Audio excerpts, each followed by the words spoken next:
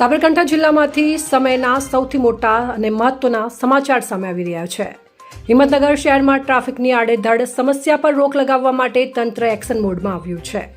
સાબરકાંઠા જિલ્લાના પ્રભારી મંત્રી ડોક્ટર પ્રદ્યુમનસિંહ વાજા દ્વારા ખેડબ્રહ્મા ખાતેથી હિંમતનગર શહેર માટે ખાસ ટોઈંગ વાહનોને ફ્લેગ ઓફ કરવામાં આવ્યું છે। હવેથી શહેરમાં ગમે ત્યાં પાર્ક કરેલા 4 વ્હીલર અને 2 વ્હીલર વાહનોને આ ક્રેન દ્વારા તાત્કાલિક ઝડપી લેવામાં આવશે, જેથી બજારોમાં ટ્રાફિક જામની સમસ્યામાંથી નાગરિકોને મોટી રાહત મળશે।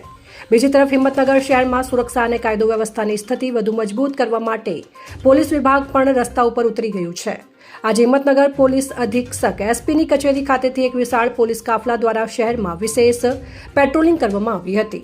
આ પેટ્રોલિંગ દરમિયાન નાગરિકો અને વેપારીઓને ટ્રાફિકના નિયમોનું ચુસ્તપણે પાલન કરવા અને રસ્તાઓ ખુલ્લા રાખવા માટે કડક સૂચનાઓ આપવામાં આવી હતી। તંત્રની આ સંયુક્ત કામગીરીથી નિયમોનું ઉલ્લંઘન કરતા તત્વોમાં ફફડાટ વ્યાપી ગયો છે। રિપોર્ટર સોએબ સૈયદ, સાબરકાંઠા ન્યૂઝ 24 ચેનલને સબસ્ક્રાઇબ કરો અને લાઇક કરવાનું ભૂલતા નહીં। ઝડપથી તમારા સુધી સમાચાર પહોંચશે।